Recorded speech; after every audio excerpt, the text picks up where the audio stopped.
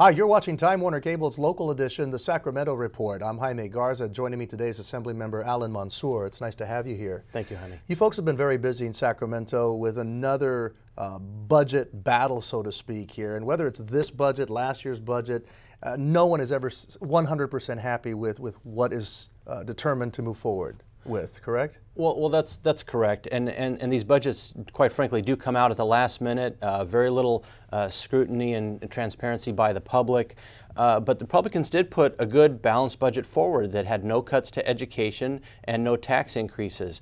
But you know, some of the budgets that are coming out, quite frankly, are being done by the Democrats so they can get paid. But the thing is, every Californian wants to get paid. Until we have some structural reform and bring jobs back to our state and address pension reform, welfare reform, regulatory reform, we're not going to have the permanent fixes that this state needs. The Democrats put forward a budget plan, and then one of their own Democrats, the controller, John Chung, says, wait a minute, the numbers don't add up. This is not a real budget. What are you guys doing?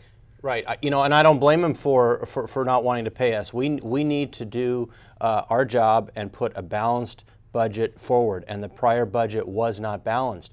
But until it's going to be a temporary fix until we do real permanent reform. We need pension reform, which the Democrats have not been willing to work with us on. We need regulatory reform, welfare reform. And when I say regulatory reform, for example, Carl's Jr., they were started in this state, yet they're leaving and they're going to Texas. It takes them 2 years, up to 2 years, to open up a store in California, only 2 months in Texas. It's that overburdensome regulation that's driving jobs to other states.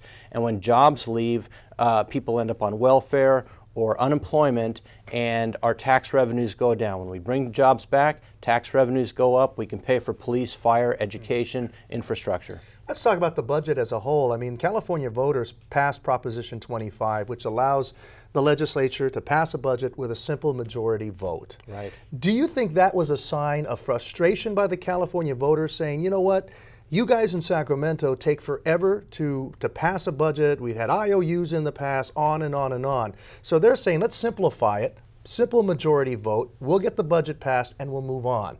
Do you think that was a smart move on behalf of the California voters to have simple majority? Well, you know, the voters spoke. They do want us to pass a budget on time, but they want it to be balanced. And the budget that came before us was not balanced, in my opinion. It relied on money that we did not have. Not only do they want a balanced budget, I firmly believe that the public wants structural reform. Whatever budget is passed is going to be a temporary fix at best. And as I mentioned, we need the pension reform, welfare reform, regulatory reform. People want jobs. We have to bring jobs back to our state. Until we do that, we're not going to get where we need to be. Yeah, Allan, do you believe, though, that Prop 25 is a double-edged sword in terms of if you really want a in-depth discussion as to how we balance our budget, it seems like it shortchanges certain sides. So if the Republicans had the majority, then the Republicans would get what they wanted. Now it's the Democrats that get what they wanted. And do you think it really is viable? Well, it could be if we did some other things along with it. For example, our first year up here, instead of passing bills that we don't need, one bad bill after the other that's killing jobs and businesses,